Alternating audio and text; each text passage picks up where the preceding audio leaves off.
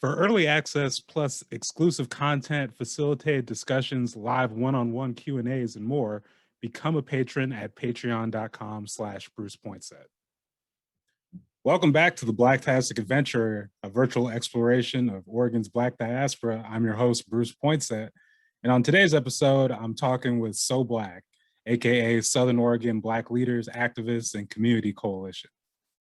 SOBLACC is creating a space that embraces Blackness in all its forms and celebrates the culture of being Black, and is holding space for those that do the same, all while working to address the injustice that Black people are experiencing in Southern Oregon. Furthermore, the weaponization of anti-Blackness has been codified in the laws, policy, and practices of this region and this state. To ensure the Black people in Southern Oregon are thriving and sharing our Black genius for solving old and new problems, SOBLACC is committed to building the political power, shared voice, and collective organizing force to change the laws and policies that make it difficult to enjoy living and thriving as Black people through advocacy, lobbying, and candidate endorsements. So I spoke with Keith Jenkins and Precious Edmonds of SOBLACC, and it was a wonderful conversation. One, just to, hear about a lot of the great work they're doing in Ashland and the greater Southern Oregon area, but then also just to, I think there's a lot of similarities, especially with what they're doing as far as the dynamics and the makeup and the demographics of, Ashland and places like Lake Oswego where, I operate. So it's just interesting kind of comparing and contrasting the differences, and also, being able to just just do a little commiserating about Black organizing in these very, very, very white spaces, yet, also being able to kind of just share in some of the wins and, look at, how we're able to just punch so far above our weight class in some of these areas. So I think you're really going to enjoy the interview. Check it out. Keith, Precious, thank you so much for being on the program today. How are you doing? Good. Thank you for having us. Pretty good. Thanks for having us. Yeah, so, I was really excited to connect with you both just because I think it's really important, making some of these like cross geographical connections in Oregon, just because there's a small Black population, but there's, I think in so many places, especially, obviously, people kind of know a little bit more about what's happening in like the Portland metro area, but like in these areas in like what I like to call like the periphery, there's a lot of people, for lack of better terms, like punching above their weight class and just making huge impacts, in their towns and their cities. And what's happening with SOBLACC is, I've just been kind of like following from afar, and I've just really loved seeing what you all are doing. So I said it's awesome to kind of like talk with you all about that. But yeah, just to start, I think both of you, you're not originally from Oregon, right? Nah. No. Can you talk about what brought you to not just Oregon, but like Southern Oregon of all places? And either one of you can go first. Precious, you go first, or me? Yeah, go get. Well, originally I'm from East Oakland, California. Born and raised, spent most of my life there, and what brought me here was a job. I got offered a job with WeCount Oregon to be the deputy field director for Southern Oregon. And I moved out here on March 12th. I flew out to Portland, and the very next day, like everything shut down for COVID. So my whole plans were all like thrown into the fire, and they were gone by the wayside. So we had to pivot in the campaign, and we were supposed to be door knocking. It was supposed to be person to person, community organizing. And so we had to pivot, and we went all virtual. And so with that, we were working with like 40 consultants online, getting the message out about the census and trying to get the hard to count people of the census counted. And we did that successfully. And then when that campaign ended, I didn't really have much going on. I was just out here, and then the tragedy with George Floyd happened, and I went to a rally in downtown Ashland, and if you know anything about Ashland, you know it's mostly white folks here. But it was the first time since I moved out here where I saw like a group of Black people, you know, and I felt it. I felt empowered and I felt home for the first time after living here for like 6 or 7 months already. And so after that, we kind of just came together and we decided that we needed an organization for Black people by Black people, because all the people who were organizing down here in Ashland, they're good people, but they're white-led organizations, and so there was no real voice for Black folks, for real Black folks. So we decided that we would fill that void, and then Aiden Ellison was murdered, and that sparked a fire, and people needed to hear from Black folks about how we feel and how this makes us feel, and how no matter what the circumstances were, this boy was murdered, and there's no other way to slice it. So with that, we went into a community policing forum, and we had 4 trainings this year, and that's really what brought me out here, was to work for a recount. And then I just stayed after George Floyd's murder because I felt the passion here, and I wanted to help.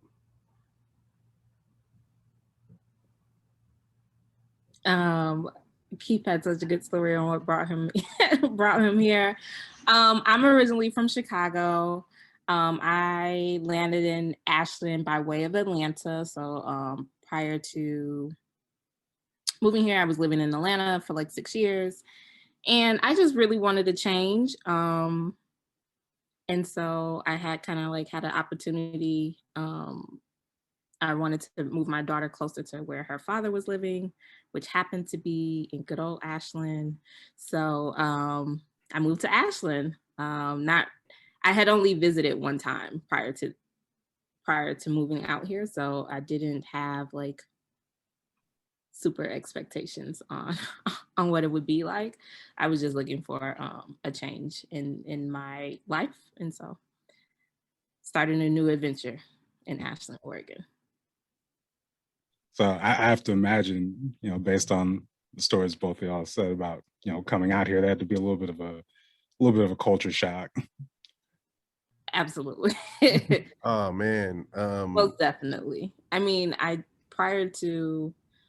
from Chicago, the south side of Chicago, and yes, Chicago is a diverse city, but you can live in Chicago, and if you don't want to see any other communities besides your own, you can really do that. And then when I moved to Atlanta, I moved down there for grad school at Georgia Tech. And then once I left grad school, though, I could count on my hand how much I interacted with white people. I worked at a school that was 99.9% Black. The staff was 97% Black. And so I lived in the Black community. I hung out with Black people. I went to Black events.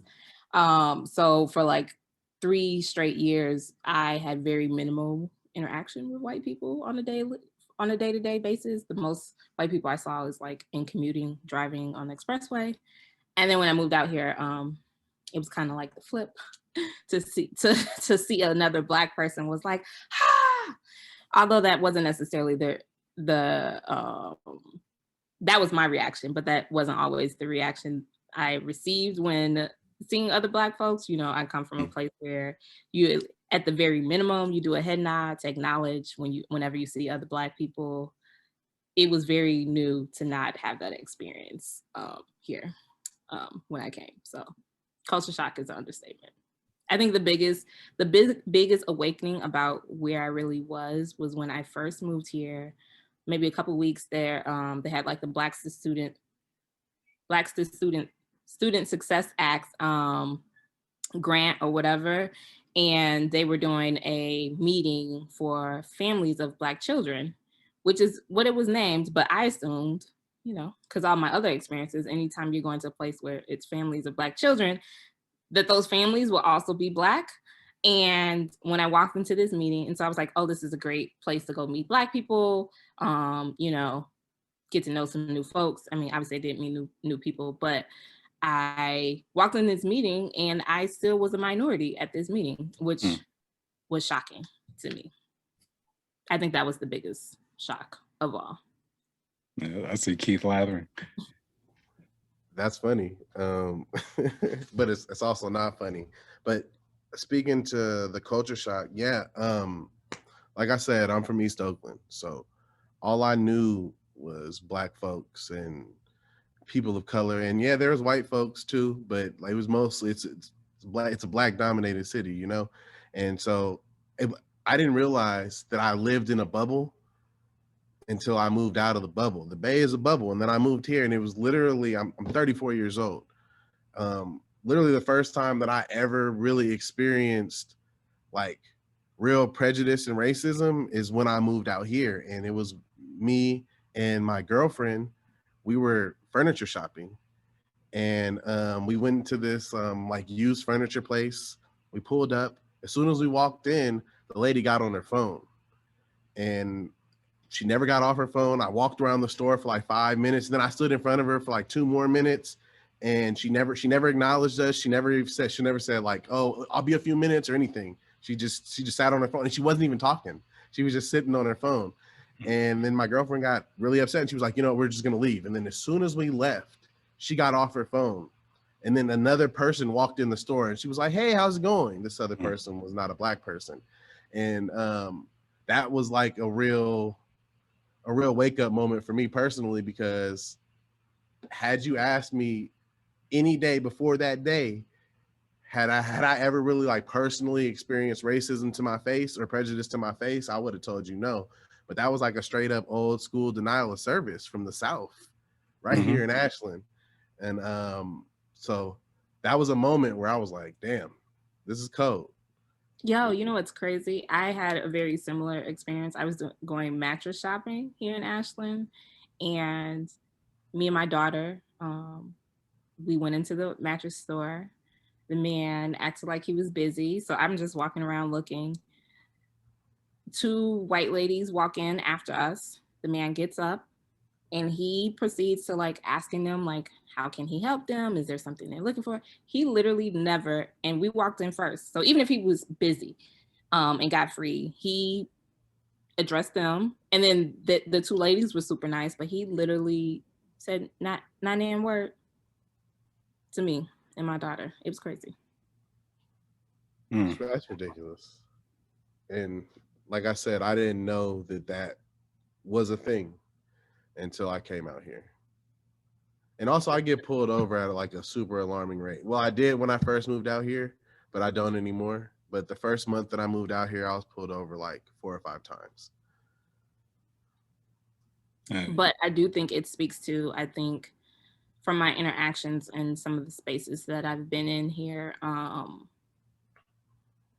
there's this idealization around, particularly around who the makeup and culture of Ashland, and this, they feel like we're in a post-racial society, and you know that they are down and woke and all the things, but they really just perpetuate white supremacy ideology, and in very much the same way that Keith was speaking of like very reminiscent of the South.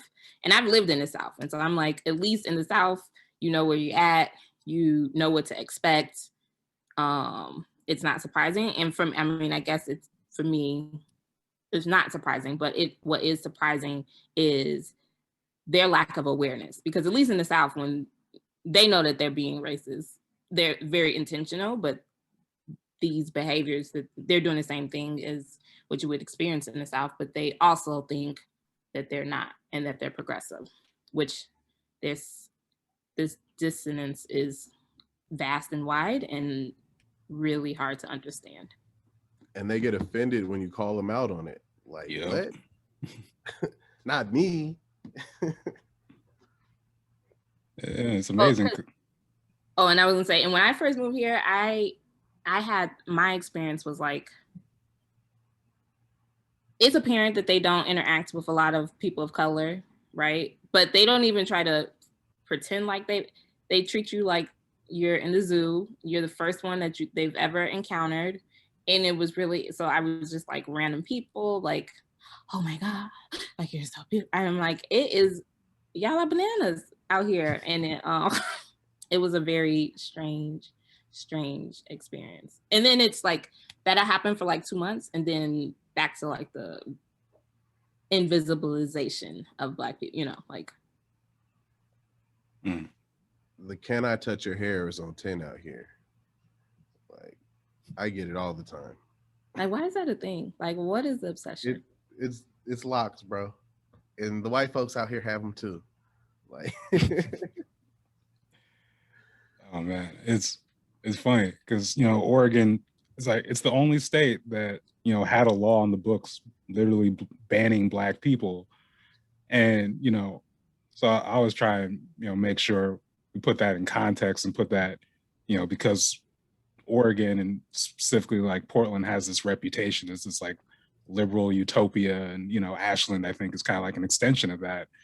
I haven't spent a lot of time in Ashland. It's mostly like driving through, but, you know, I've heard, you know, I follow like the Shakespeare Festival and stuff like that. And, you know, it's one of those places where everyone's like, oh, we're, like you said, we think we're all nice and, you know, accepting and wonderful, except you don't actually like interact with, you know, not white people, and you start finding out where you really are. I don't know, it's funny. For and sure. that bill that you talk about didn't even come off the books until 1926. That's less than 100 years ago. That's ridiculous. I mean, but I think that one that definitely explains why to this day the Black population is very low, right? Like 2%. beyond the law, and also just like, you know, sundown towns and all of that goes along with that, you know, it has taken time. And even despite that, there has always been Black people living here. But there has, why you don't see like a huge swaths of Black people is because of that history, right? And you know, because it's unfamiliar, unwelcoming, and all of those things. But I also was going to say that to the point of like bringing up the Shakespeare Festival, like I feel like that is, and to the Shakespeare Festival's credit, that they are trying to do really great things around diversity and increasing more people of color, you know, depicting more people of color in all these plays, which I think is excellent.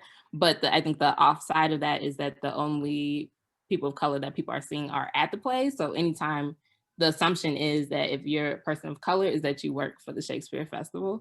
But like literally they're like, so are you, which to me is mind-boggling, because it's like, okay, yes, that's the thing here, but do you work for the Shakespeare Festival? Like, there are things that people can be doing here besides working for the Shakespeare Festival. And so it's really an interesting dynamic that has been created from that. Again, it's funny, like I grew up in Lake Oswego, which y'all know is nicknamed Lake No Negro, and it has earned it.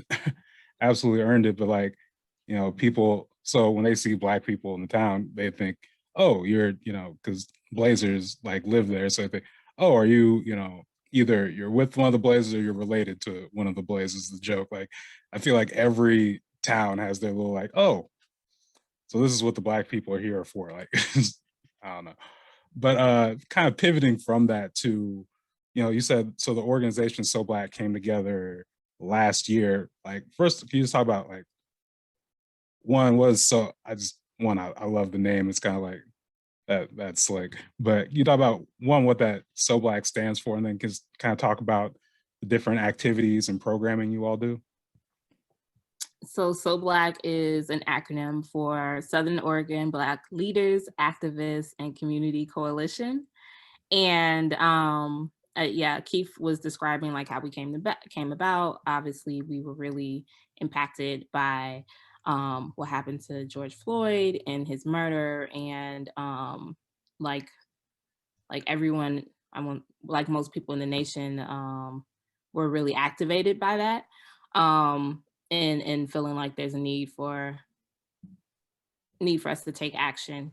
And then we one of the things that we've noted, like you said, and it was also my first experience of like being around a large group of Black people, was at the rally that we did at in George Floyd's honor, as along with other people who have been killed by the state.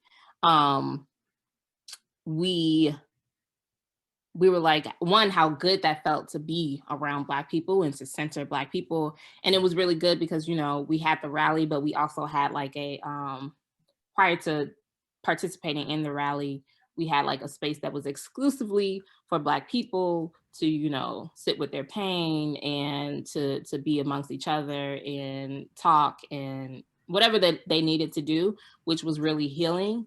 And so felt like there needed to be more of a need for that, and an opportunity for that to like build community as well as power. I think was really the intention behind creating SOBLACC.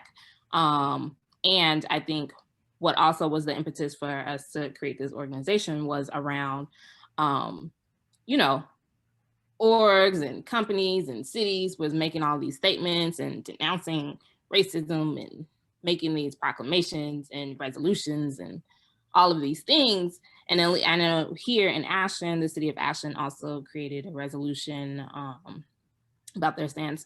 And I mean, in terms of like verbiage, all great. However, I think at the crux of the issue was the fact that Black people are the most impacted by racism, right? And in any resolution, any solution to the racist problem should include Black voices, and not only include them, but center Black voices. And that was not happening. Not only was it not happening, it was also clear what happens here is a lot of tokenization of like, they might recruit a Black person into a leadership role at their organization, and then they become the voice of Black people, which for us is problematic. But like, just because you're in a role of leadership does not mean you're a community leader. Those are two different things, and we're clear on that. And so it was like, how do we? You see my child. How do we make sure that we are engaging actual Black community in these processes and making sure that they're informed, making sure that we're hearing from them, and making sure that they're leading, and that you're doing what they say they need in order to have the Black life that they deserve, that we all deserve, versus you coming up with solutions.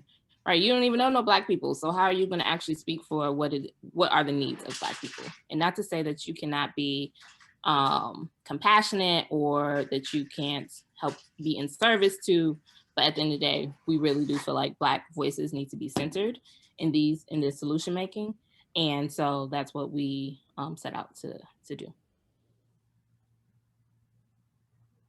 That's real. And also, something that I wanted to say is Ashland is like a really cool place. Like I like it here. It's a beautiful place. It's wonderful. The air smells hella nice. But for a Black person, it's a lonely ass place. You know, it's lonely. You don't know where to find other Black people. I joke about this all the time, but I'm serious when I say it. Like when I feel like I need to see some Black folks, you know where I go? I go to the Albertsons, because I know that some of them work there. And I know, and I've seen them so often because my office is by the Albertsons, that when I used to give them the head nod, they would just like keep it lit. But now I see them so often. Now they hit me back with the head nod, and now they're verbal with me and they speak to me, and that makes me feel good. And I want other people to feel that way as well. So like we want to build a community here. We want to let when Black folks come here and they're like, I don't know if I want to stay, we want to let them know, look, we're here and we have fun, you know? we want to play dominoes tonight. You know, we have fun. We want to have a movie night. You know, we want to do these things. We want to have fun, and we want to build community so that you want to stay and you want to build a life here, because it is a great place to live. And I mean, other than just not that many Black folks. And I would say, I think what we also wanted to do was, yes, definitely provide community and culturally specific community activities that, like, you know, if you're from other, particularly if you're from other places, like it's very, you know, there's the nostalgia of like things of the past that you used to do that you feel like you might not be able to do because you're living here. But we were like, we can still do those things. Just because we're living here don't mean that we have to change who we are and the things that we like. But in addition to that, we also wanted to make sure that we are not just convening around pain, right? Like that we can be proactive and not have to be reactive and around things that are happening to us, but we have the opportunity and the power to create the spaces, the lives, the policies, the environment that we want to have. And so we want to be convening and communicating, and not just in times of like tragedy, but also preemptively, so that we're planning and we're being strategic and we're, you know, putting people in office and those type of things as well, so that we are really feeling like this is our home, that we belong here, that we're a part of this fabric here, that we're invested here, and that this space, the Ashland belongs, and not just Ashland, right? We're representing Southern Oregon, and really right now that's kind of focused mostly on like the Rogue Valley, but with hopes to expand into like also Josephine County, but to really say that this belongs to us too. And who's to say that it doesn't? We're here. We're gonna be here. Yeah, I feel that. You know, I think it's really touch on kind of like navigating sort of like the different dynamics, like the social dynamics on one hand, you know, operating in this space that's so like white dominated, and, you know, dealing with things like tokenization, dealing with just just trying to be, you know, one of the few Black people in the room, and trying to, even though people are saying, hey, we want to be more inclusive, we want to do XYZ, but then trying to like make that a reality. But then on the other hand, and I've kind of found this again operating sort of in Lake Oswego and, you know, these Portland metro area, where it can be again, like we talked about, sort of like the residue of like being the only state with exclusion laws and how it affects us, and how, you know, like you were saying, like it took a while for, you know, people to nod back to you. So you're also like, even being unapologetically Black in these spaces can be jarring to like other Black people. But so, you know, yeah, navigating. Can you just talk a little bit more about kind of like navigating, just kind of like navigating and building, you know, that process of building community? Well, for me, like I said, going to the Albertsons, sometimes I just put it on 10. I get extra Black when I go in there. You know, I throw on the nicest Jordans I got, and I go in there and I start trying to dap people up. I know we can't do the fist now, but we could do the elbow. And, you know, I'm just funny with people, and I engage with them because I miss it, you know? I miss walking down the street and locking eyes with people and being like, yeah, you know, how you doing today, bruh? You know, just the little micro interactions. And the best way that I can bring it here is to really just bring it here and to be hella unapologetic about it, and to let people know I'm Black and I'm proud and I'm here and I'm gonna be here and I'm gonna keep doing this. I'm here every day, and you're gonna deal with this. And eventually, the 3-4 brothers they got working there, they got with it, and you know, we hang out. We don't hang out, but we converse. You know, and we're cordial with each other, and we smile when we see each other. You know, and that's what I was really looking for. Oh, that's great. Well, I would say I'm probably not as friendly as Keith. I am, but I'm a much more reserved person. So it takes me a minute, but I do like head nods, and I'm also, you know, my family, we're in Chicago, but by way of the Great Migration. So, you know, we have very Southern ways of operating. So we believe in like speaking and the hellos and the smile, you know, like acknowledging people is really important. Um, but in addition to that, I think like the way that examples of showing up in my full self of like also gives others permission to do the same. And so I don't practice deference to white people. I Whether that's in a meeting, whether that's I'm trying, I do have one deference that I'm trying to stay away from, that I noticed that like white people won't move. Like if we're walking in the space, like they won't move. So I'm really trying to stop, and it's normal for me to move, but that's also deference. And that's one way in which I'm actually trying to stop practicing that. Like, no, move out the way. Like, I don't, They why do move you, for me. they, I'm not, maybe because I'm not gonna say, but, but I'm a 6'3" Black man. They move. yeah. But they move for different reasons. They move and they clutch, you know, it's different. Right. I was gonna use different language, but basically, but you know, I'm a very educated person, but I like using Black vernacular. And I don't think that takes away from my level of intelligence. And at this point, and frankly, at this point, I am not concerned with whether or not you interpret my use of it as intelligent or not. So, that says something about their intelligence, if that's what they think. true, but I mean, normally they make assumptions. And so I speak the way that I want to speak, that I enjoy to speak. Like I can speak other ways, but why? So really trying to make it a practice of like my living experience is not about making others comfortable. And I do think it can be jarring when, you know, particularly for Black people who live in here don't who don't feel that empowered to do that.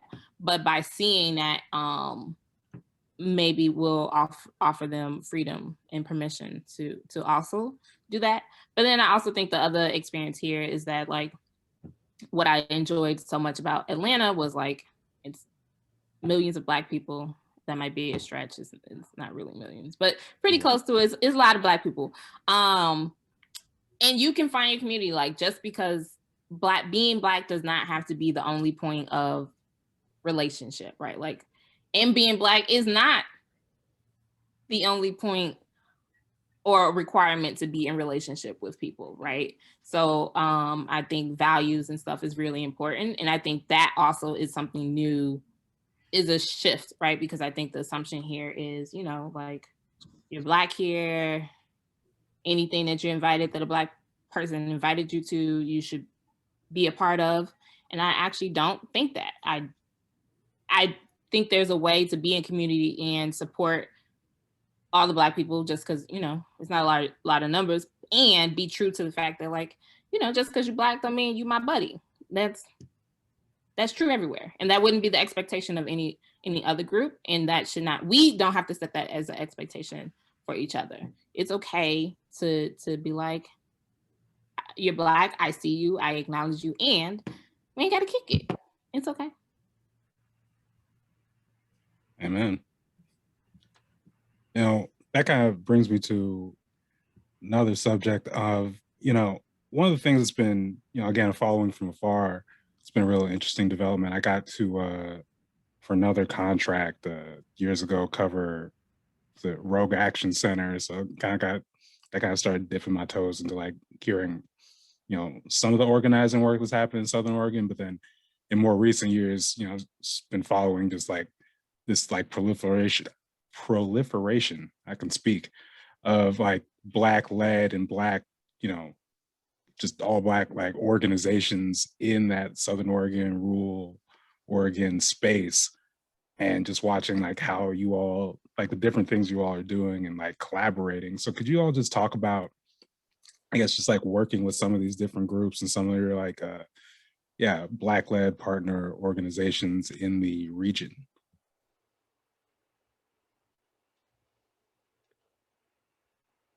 So one of the first things that we did out here was a community police forum, because we went to a previous community police forum and it was not so much a community police forum. They didn't let the community talk. There was like it was supposed to be question and answer, and they weren't answering any questions that the community was asking. In fact, they weren't even letting the community ask the questions. So one of the first things that SOBLACC did officially was we partnered with BASE, another Black organization down here, and we did a Black-led community policing forum, and it was moderated by Precious. And the reception was really good because we got the top cops from Medford, Ashland, Talent, and Phoenix. Central Point.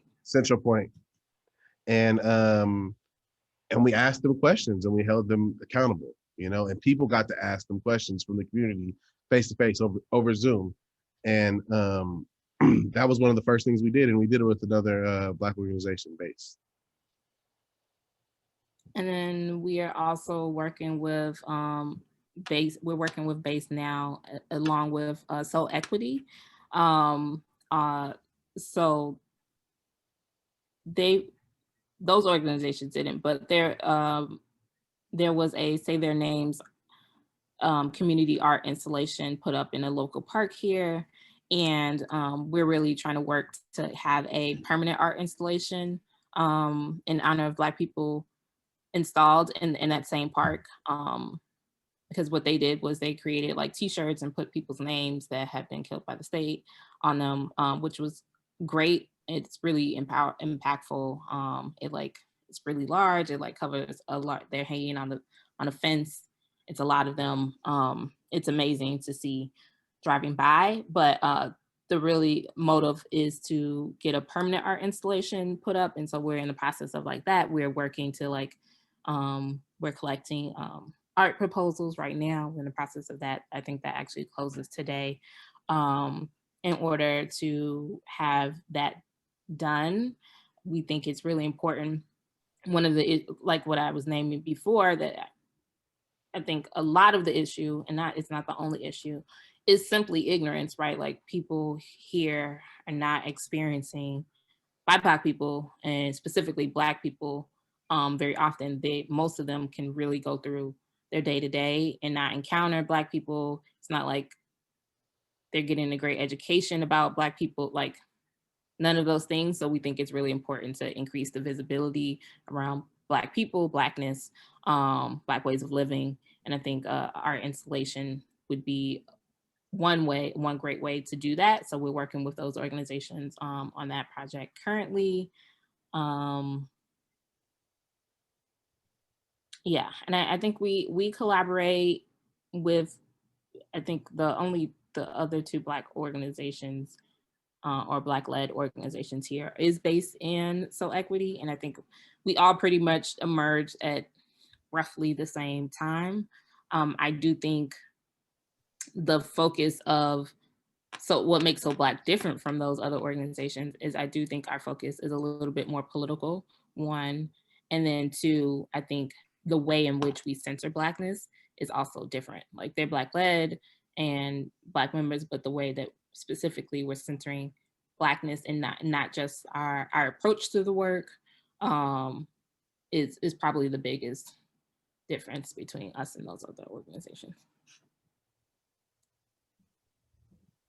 And you mentioned the mural specifically, and you brought up Aiden Ellison earlier.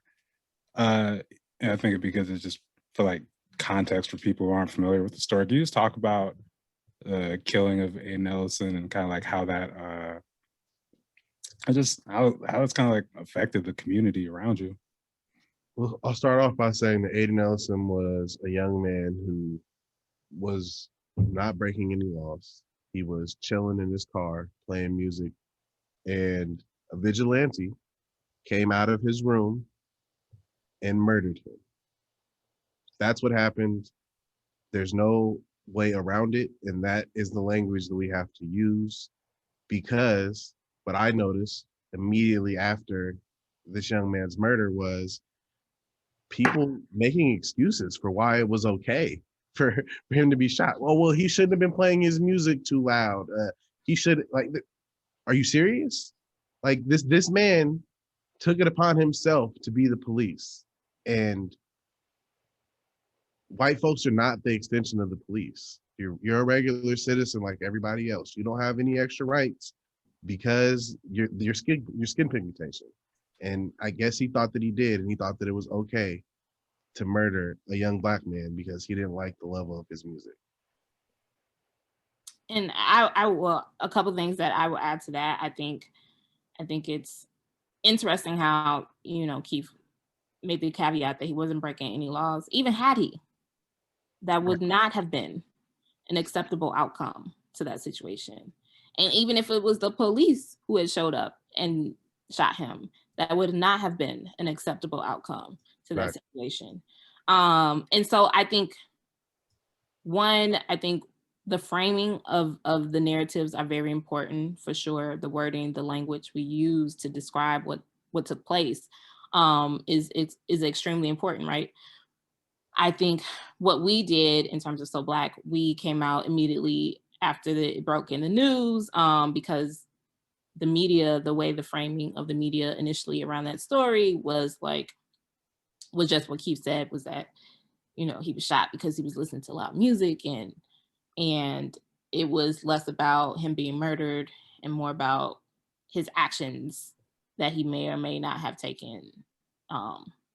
And so, which we disrupt, like, ultimately that whole encounter took place because this region, this area that we live in, there is a culture of white supremacy, right? And not just in like oh, he's a racist, but like literally everyone here living here practices white supremacy culture, including us. And so that is the reality. That is what empowered that man to feel like he had the authority over Aiden. That is what empowered him to take it as far as shooting him. That is what empowered the media to frame it as if it was Aiden Ellison's fault that he was shot. All of those things is because that is a practice because white supremacy is practiced here. And so that we came out immediately after and we made a statement like, one, the way we're telling this story is wrong. And rest in peace to Aiden Ellison, and shout out to his mom. His mom is a lovely woman, had the opportunity to speak with her. And I don't wish that on anyone. But I also will say, I think it was, you know, because we had already been having those conversations. And I think, you know, one of the things that was named in the police form, the initial police forum, was like, oh, they don't, like, there's no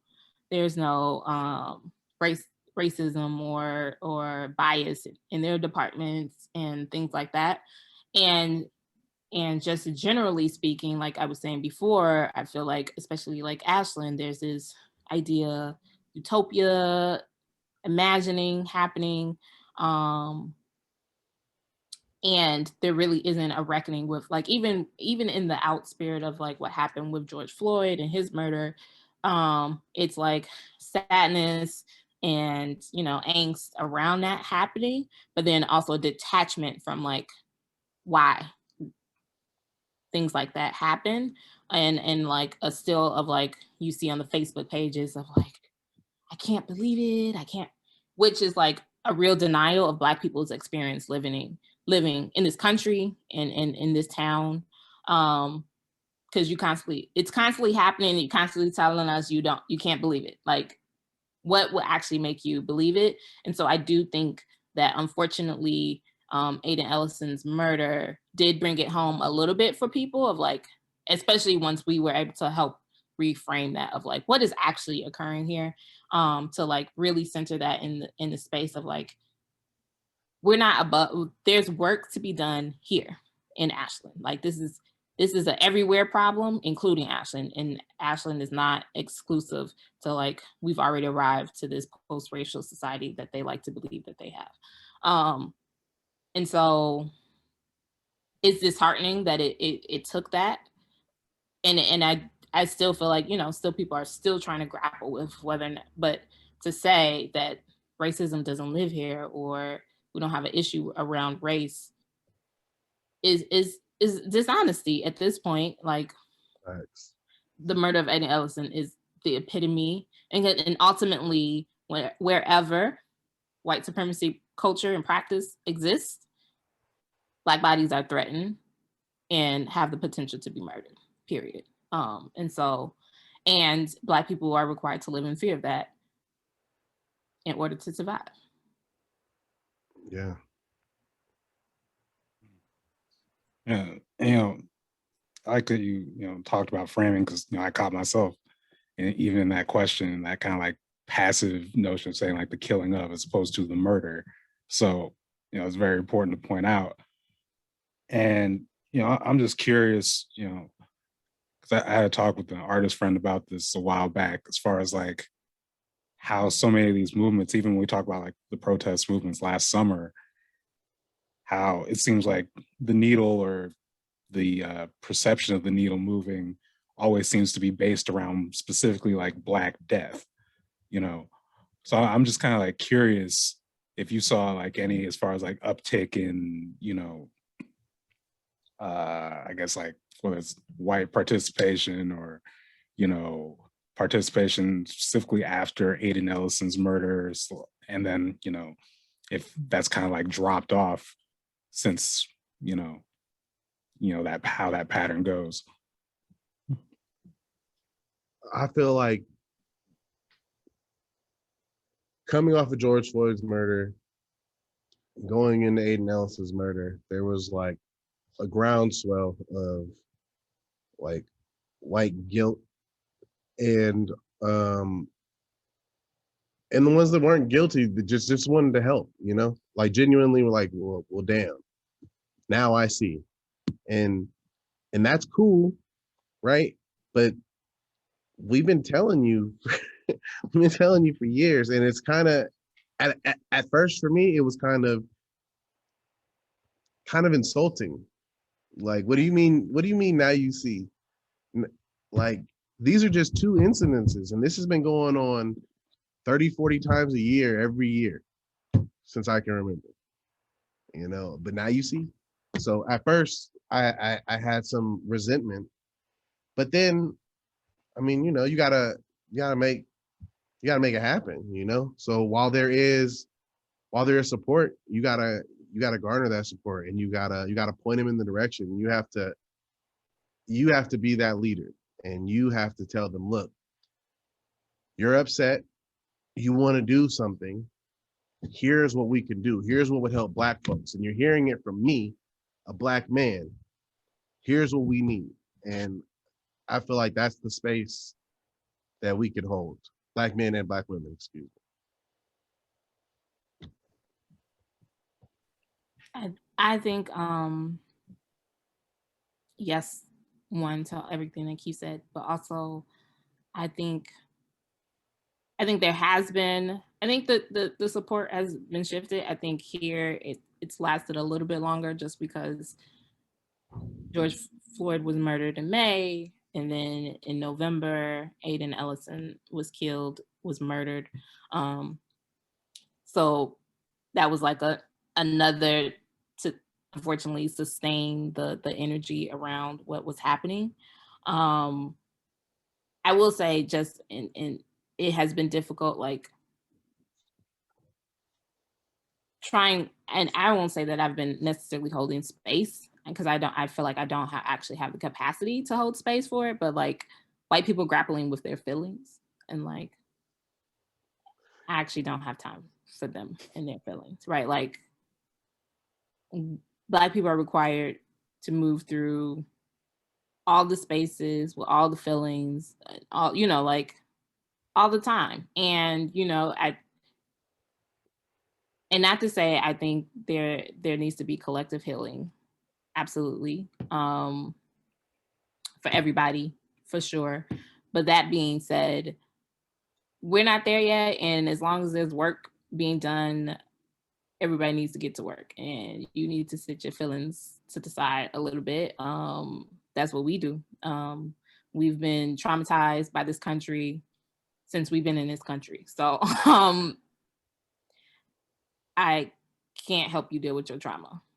I'm dealing with my own, is what I would say to white people. And I think they use them being traumatized and their feelings as like a stopping point to actually do work. And then when they do work, it's like you actually need to be in deference to some Black leadership, because that's actually what this is required, and this is actually what is transformational. Otherwise, we're just not even recreating. We're just reinforcing systems that already exist that actually do not serve Black people. That's right. Yeah. So didn't mean to wrap this up on such a not uplifting note, but yeah, I want to thank you both again for speaking with me this afternoon. And before we click off, is there anything else you'd like to share with people, just specifically outside of sort of Southern Oregon, that people should know about SOBLACC or just like Black life in Southern Oregon? We can thrive here, man. It's beautiful. I come from California, so the prices of rent, I see them and I'm like, oh my goodness, I can get this for this. And I love it here, other than just not being enough of us. And I feel like if there was more of us, then it would be easier to disrupt the white supremacy that goes on here, because we just wouldn't take that shit. It's hard to buck the system when it's like you and then like two other people, Yeah, I mean, I would tell Black people, come on down, it is a great place to live. It's beautiful. I do think